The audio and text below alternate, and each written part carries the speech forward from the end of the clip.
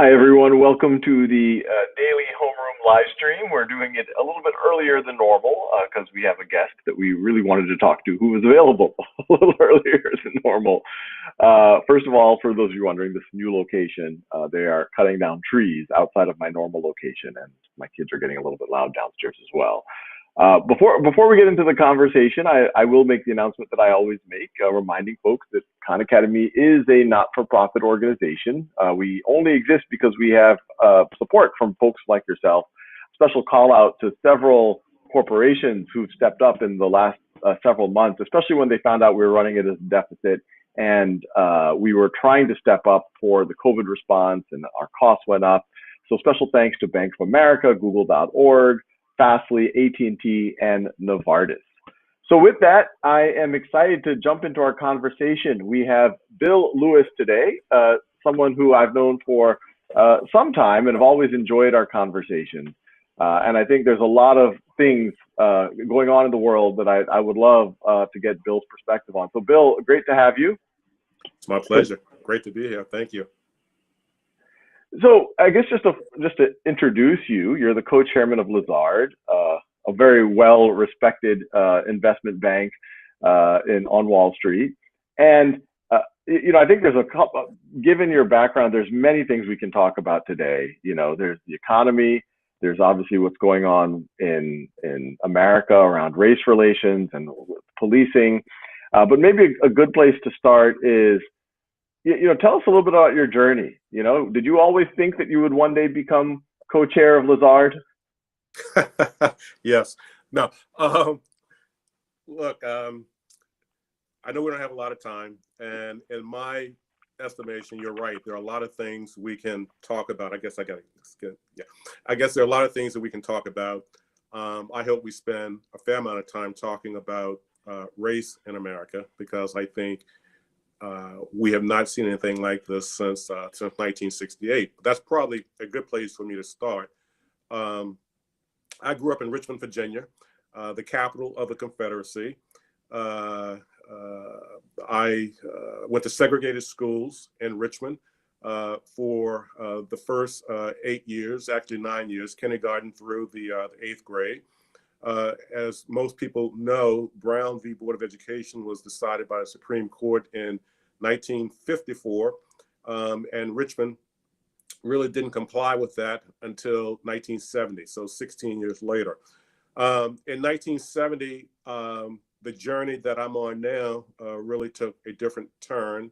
I received a full scholarship through an organization called A Better Chance, ABC, to go off to boarding school. And I went to Phillips Academy in Andover, Massachusetts for 4 years. And after Andover, I went to Harvard College, majoring in economics. And then I went to Wall Street, where I started at Morgan Stanley in a 2-year analyst program. And then I went to Harvard Business School. And then I came back to Morgan Stanley. I spent 24 years at Morgan Stanley, ultimately running their global banking business. And then I joined Lazard, where I've been for the last 16 years. So that's sort of one part of the journey. Along the way, I've been involved in lots of not-for-profits, many around education. I sat on the board of Andover for 16 years. I now sit on the board of Uncommon Charter Schools, the largest charter in the Northeast.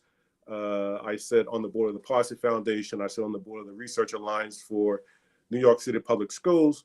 I'm about to go on the board of Foundation for Child Development. And most recently, I joined the board of the City Fund, an organization that has been founded by Reed Hastings and John Arnold. In addition, I sit on the board of the New York City Police Foundation, which is an interesting contrast to the organization that I co-chaired some time ago, called the Legal Defense Fund, which is actually the organization that was started by Thurgood Marshall. So I've sort of gone full circle in that regard.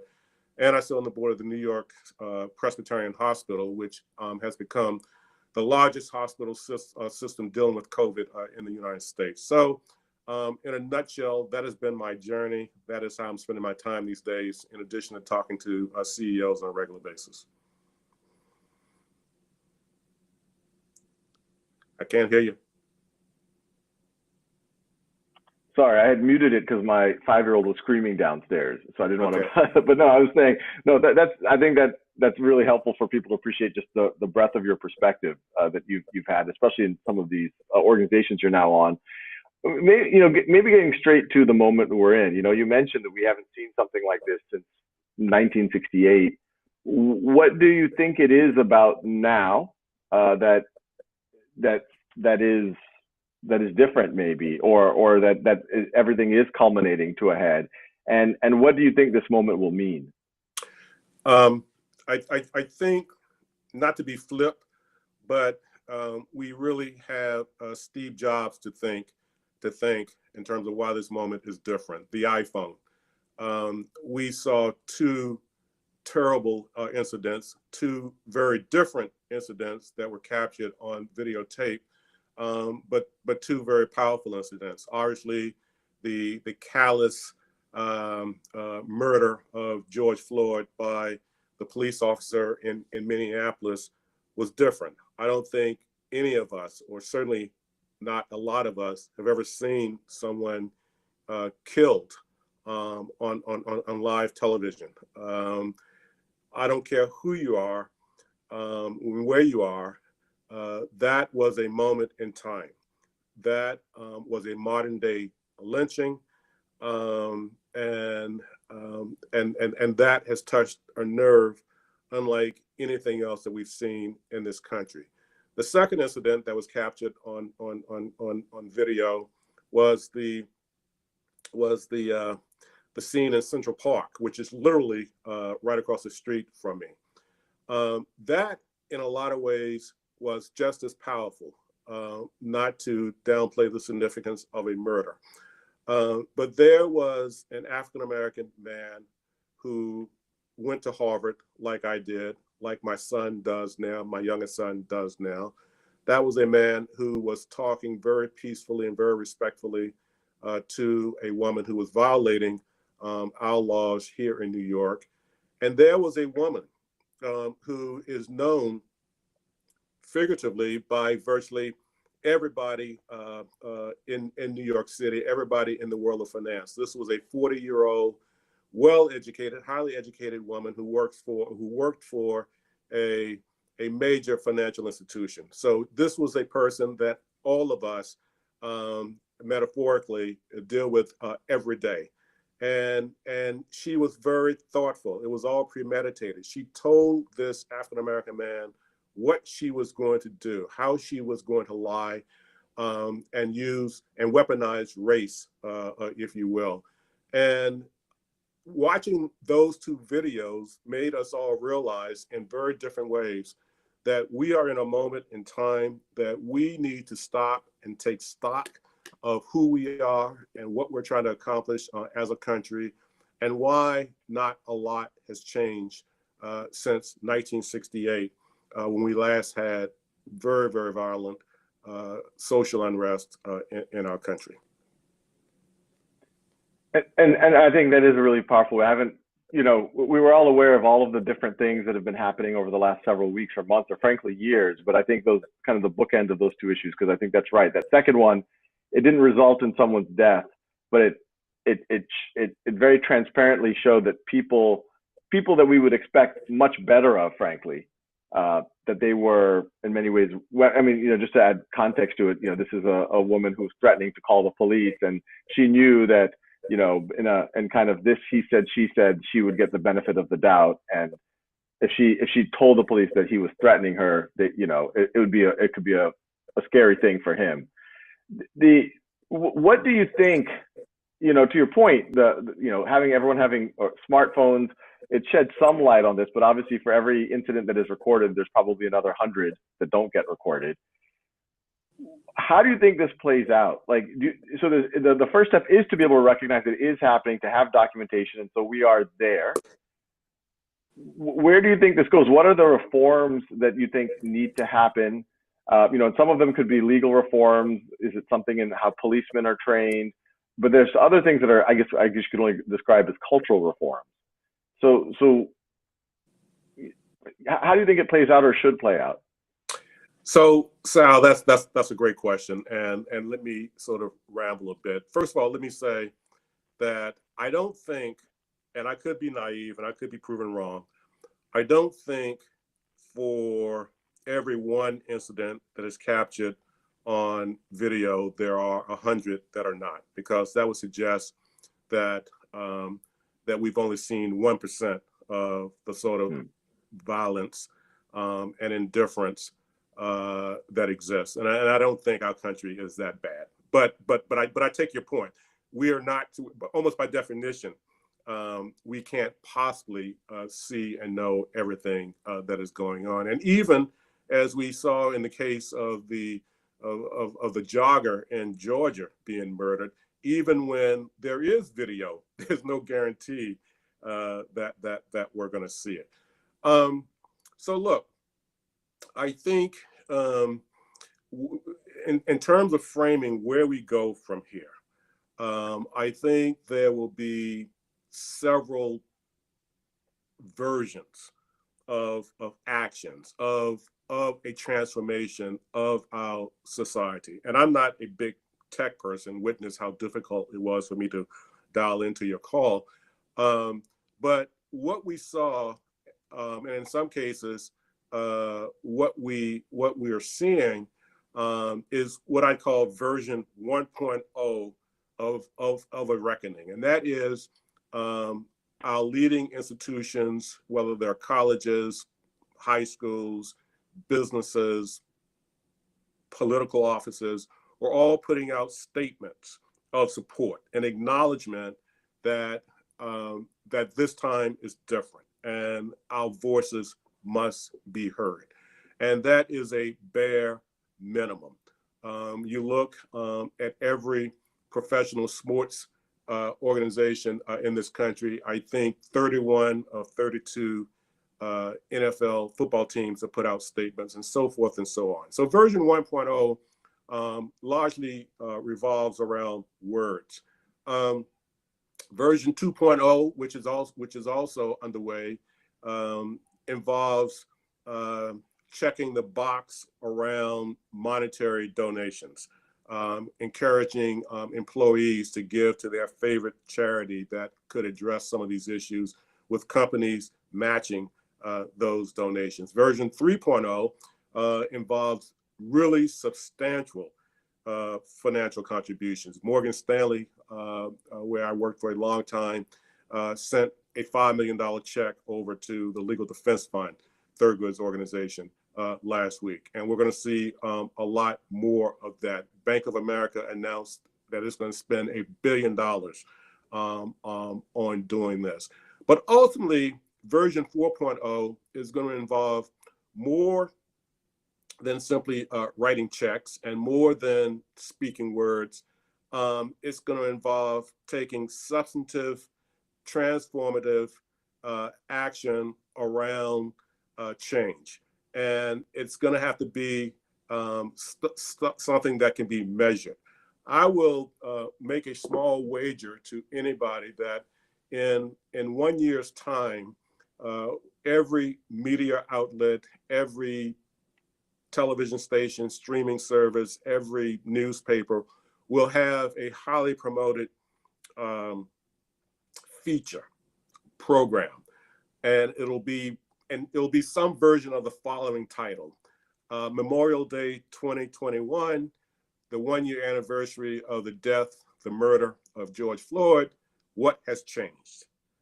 And I can guarantee you that everybody will look back and ask, what has changed? And I think forward-thinking leaders will start thinking about that now. The one thing that the business community does extremely well, probably better than any other institution in our country, and that is we measure stuff. We measure everything. If it's important to us, we measure it. If it's important to us, we hold people accountable. If people sort of accomplish their goals and do what we have set up to measure, then they get rewarded. They get promoted, they get paid, they get rewarded. If they don't, then they're dealt with as well.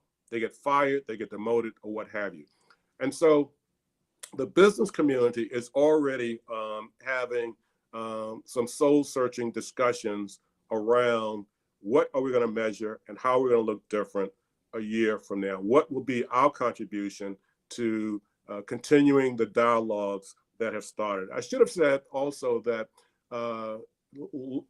even before version 1.0, the most basic thing that has to happen before we can go anywhere will be honest conversations and getting out of your comfort zone. I have told all my partners at Lazard, there are only 3 African-American partners at Lazard, the rest are white. I've told every single one of them that they need to go through their contacts and identify 7 to 10 African-Americans whom they know. They may know them well, they may not know them well. They may have been high school classmates, they may see them occasionally in church or somewhere, but they need to call them and they just need to listen and hear and try to understand what is going on in this moment in time. It's a very, very uncomfortable conversation to have. It's probably not uncomfortable for the first 2 or 3 people you call because you've known them for a long time, but to try to reach out to somebody that you haven't talked to in 10 or 15 years and say, tell me what you're experiencing right now, is something that I think should be a required moral exercise for everybody in this country. And by the way, I'm in turn reaching out to the hundreds and hundreds of people that I have interacted with, the thousands of people that I've interacted with over my lifetime to say, I'm calling you because I know you're thinking about these issues and I know you're wondering what can you do. And when it's super helpful. And if we imagine ourselves a year in the future, and we're having this conversation again, and I agree with you, there probably will be shows to that nature. We're getting questions off of Facebook and YouTube on what are the levers that hopefully will change by then. Maya Balaram says, what are your thoughts on people reacting to this in the other extreme, defunding police? Actually, Susan Garcia Dominguez asked that, and obviously you have a relationship with some of the police groups inside of New York. What is, obviously emotions are running very high right now, but what are the levers that you would like to see changed a year from now, or 2 years from now, or 10 years from now? Well, first of all, let's just talk a minute about defunding the police. I think, unfortunately, that's a charged word. I think people need to appreciate that by default, our police departments have been asked to do a lot of things. And fundamentally, our police are here to protect and to serve us. But our police are not social workers, and our police are not healthcare workers. Early in New York City, we asked our police to enforce social distancing. We asked our, and that's a charged word, enforce. Police aren't trained to enforce social distancing.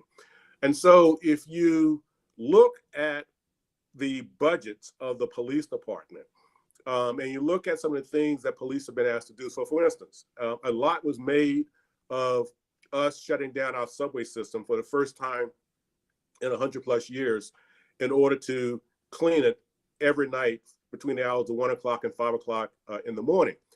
Police were asked to go into the subway to assist the homeless and to remove the homeless in order to disinfect those trains.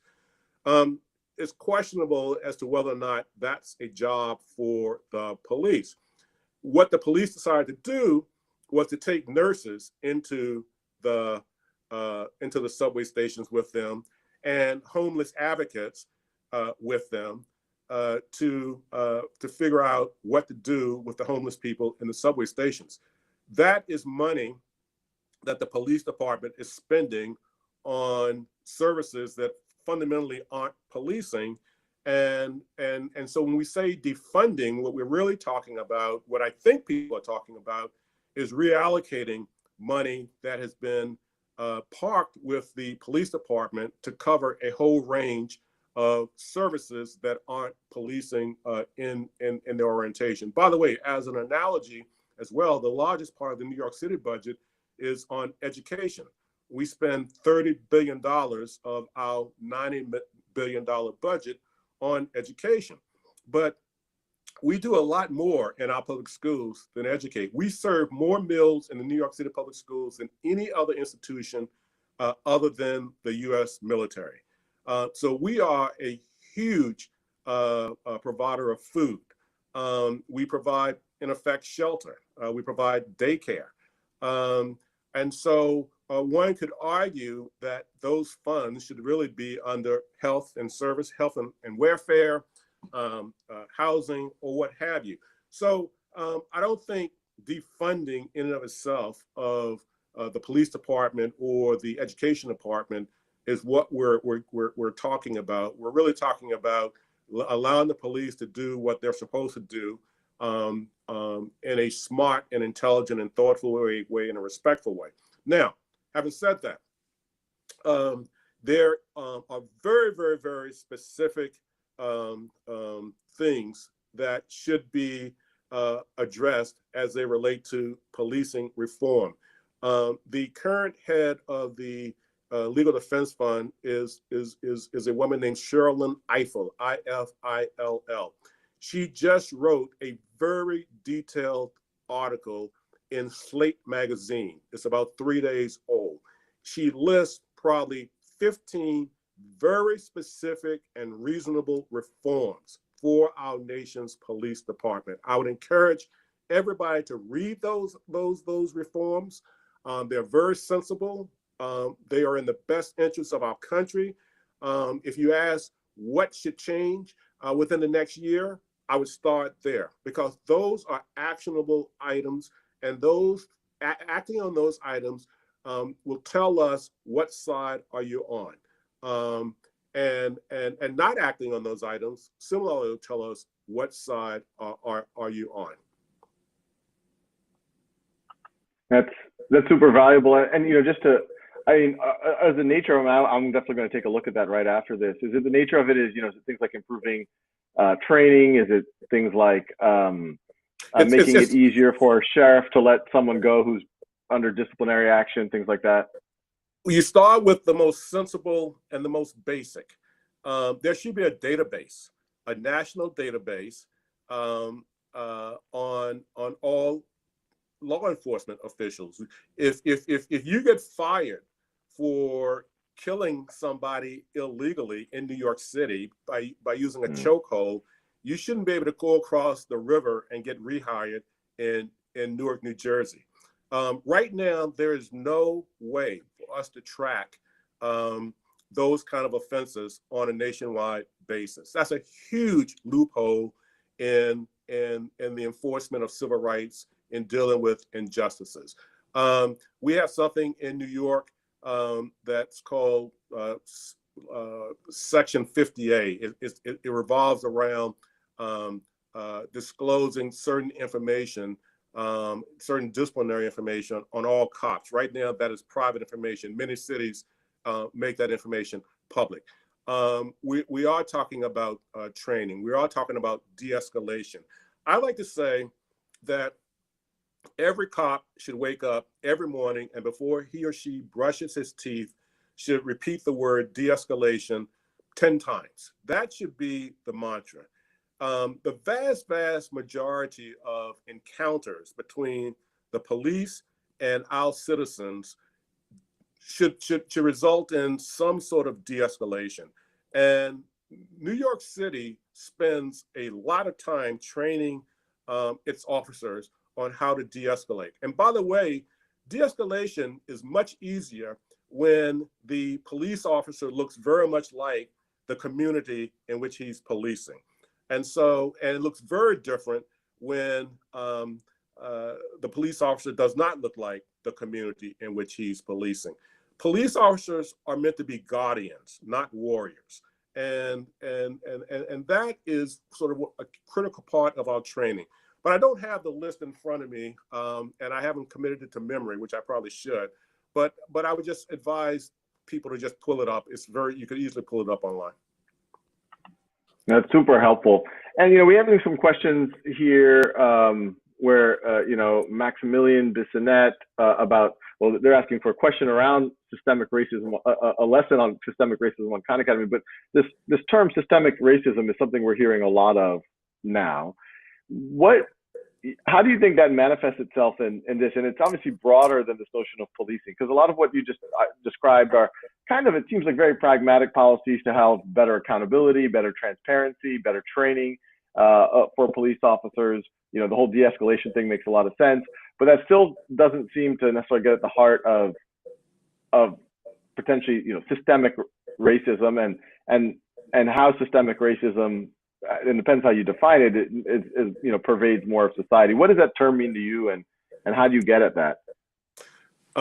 What we saw in the case of the Central Park birder was systemic racism. I am sure that 40-year-old graduate of the University of Chicago, living in one of the most liberal communities in the United States, the Upper West Side of Manhattan, working at one of the highest profiled financial services company in the world, exposed on a regular basis to a very, very diverse community and population, very, very thoughtfully announced in advance how she was going to lie to the police department about what was unfolding in that park in broad daylight. By the way, that could have resulted in a death of that African-American man. Because if the police had shown up and it was sort of his word against her word, and if he had done anything, moved his hand very quickly or what have you, he could have been dead. That is the raw definition of systemic racism. And Sal, I don't know how we deal with that until we have had an ongoing and sustained national conversation around race. And I know the people like Brian Stevenson at the Equal Justice Institute and Darren Walker at the Ford Foundation are trying to facilitate that. But in this moment in time, I think we are talking about an ongoing series of discussions around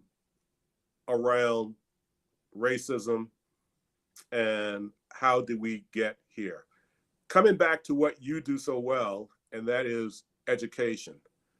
I think there is a huge opportunity, a must do for us to think about how we put this topic into our classrooms early. How do we instruct our teachers to have this discussion with 4-year-olds and 5-year-olds and 6-year-olds? We are amazingly creative and thoughtful about using technology and the like to solve some really, really, really tough education questions.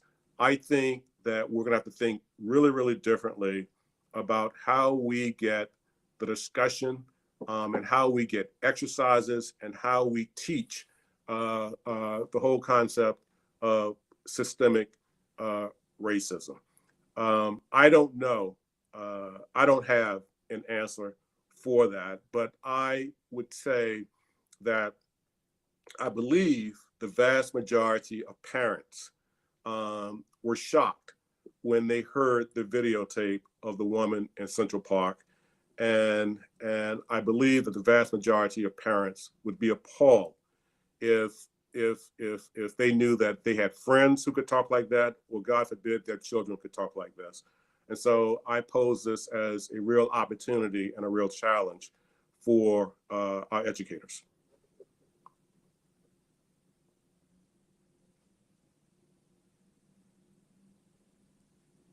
Can't hear. Can't hear you. Sorry, no, my bad. My kids are making a ridiculous amount of noise downstairs. They're just playing the piano and screaming. And anyway, this is Call what the we're doing police. working from home. I've threatened it. No. My 5-year-old is under the impression that the police are, and this goes maybe to your previous point, maybe the police are invoked a little bit too much, but I've definitely threatened him sometimes. I guess maybe, some final words. There's obviously a lot of people with a lot of energy right now around it. What, I like this idea of the very tangible things mentioned in the Slate article, and I think our team has just put the link to that article in the message boards on Facebook and YouTube for everyone to look at it. But what should happen to the energy around the protests? There is a world where they say, hey, here are the 5 reforms we need to see. There's a world where they say, we're just going to keep doing it because people need to see it. There might be elements in the protest of even also economic anger or displacement that are mixed in with the racial systemic racism. How do you think the protests are going to evolve, and what advice would you have to the people who are on the streets? How should that evolve?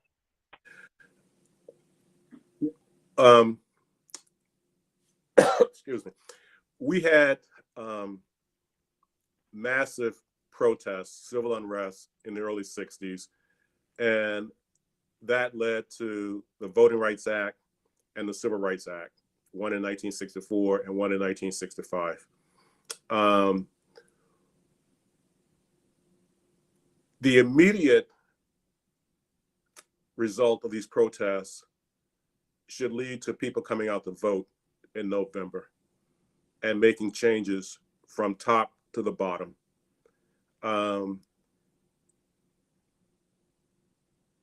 People chose not to vote in 2016, and for any number of reasons, and there were consequences to not voting. The most basic right that we all have, and the most basic obligation that we all have, is to translate protests into action. And the most basic action that we can take revolves around voting. And voting at the federal level, voting at the state level, and voting at the local level. The voices are there, unlike any that most of the people on this call have ever seen. And the will is there. And the vast, vast, vast majority of the protesters, in excess of probably 99%, are protesting peacefully. And they need to continue this peaceful protest right up through Election Day in November. The other thing that people around the country should be doing is going to visit en masse their police chiefs and their mayors and demanding an answer to the following question: how can we be assured that what happened in Minneapolis will never happen in our city? It could be a city of 10,000 people. It could be a city of 100,000 people. But people need to get into the nitty-gritty and understand if what they saw happening in Minneapolis could happen in their hometown. But I think, Sal, the most important thing that everybody can do is translate protests into voting. The business community will be doing a lot of things. And I'm sure the not-for-profit world will be doing a lot of things, and the education community will be doing a lot of things. They will all be very, very different. But the one thing that we can all do, which is identical, and it is a requirement, it is a right, it is an obligation, is to vote. Yeah, no, I think those are very actionable, doable things for anyone listening. Well, Bill, whenever these conversations, and I learned a lot in the last 25, 30 minutes that we've had to chat, and I know a lot of the folks watching on YouTube and Facebook have as well. It's always, I think you have a gift for kind of cutting through issues quite incisively. So thank you for that, and I hope we can do this again, especially as our world continues to evolve. Really appreciate this conversation. It's been my pleasure. I guess I've got a question. I didn't realize we're on YouTube or Facebook. How do I send that to my kids? Oh, we'll send you the link for sure. My apologies if I didn't tell you that we've been live for the last 25 minutes on yeah, I knew. But you've been doing great. Yeah, I knew it was live. I just didn't know what it was live to. So I appreciate that. Okay. No. Well, sometimes the best conversations are the ones where you don't think there's a lot of folks watching. But no, I from the feedback on Facebook and YouTube, I think a lot of people have really appreciated your thoughts. And I think, it's interesting because we've been hearing about this, almost continuously on the news for several weeks now. But, a lot of what you said in the last 20 or 30 minutes was, it kind of sparked some ahas in my mind, and I don't think I'm alone. So, and it was very actionable and tangible, which I think is really, really valuable right now. So I appreciate that. Well, I enjoyed it. Thank you very much for having me. Thanks so much, Bill. Okay, take care. So thanks everyone for joining today. I don't know if you heard some of my kids screaming downstairs. My apologies for that, but we're keeping it real here. And we're cutting trees outside of my other place I am, so that's why I'm in the noisier place right now. But if you're like me, I always find I've had the privilege of having several conversations with Bill over the years on things like education and equity, and as I would have guessed, he really cut through the issues, I thought, in a very useful way. So hopefully you enjoyed that. Tomorrow, we're going to continue the conversation. We're going to have Fareed Zakaria. I'm sure that conversation will also get into a lot of what's going on in the world. And then on, tomorrow, and then I think on Thursday, it's all a blur to me. We're going to have, later this week, we're going to have Francis Ford Coppola to talk about creativity and probably things like narratives and how to make sense of the world as well. So thanks everyone for joining, and I look forward to seeing all of you on future live streams.